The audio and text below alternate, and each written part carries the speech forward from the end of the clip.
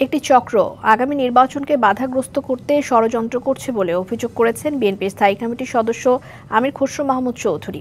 চট্টগ্রাম এভারকেয়ার হাসপাতালে নির্বাচনী গণসংযোগে গুলিবিদ্ধ চট্টগ্রাম ৮ আসনের বিএনপি প্রার্থী এরশাদুল্লাহকে দেখতে গিয়ে সাংবাদিকদের কথা বলেন তিনি। এ সময় তিনি বলেন, নির্বাচনী গণসংযোগে সন্ত্রাসীদের ব্যবহার করে ভয় ভীতির পরিবেশ তৈরি করে নির্বাচনকে বাধাগ্রস্ত করার চেষ্টা করছে, এমন আশঙ্কাও উড়িয়ে দেয়া যায় না।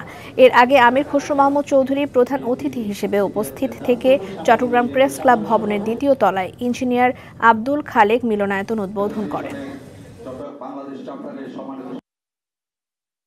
আগামী দিনের নির্বাচনকে বাধাগ্রস্ত চাচ্ছে, বিলম্বিত করতে চাচ্ছে, বিভিন্ন ষড়যন্ত্র এটাকে নিয়ে হচ্ছে।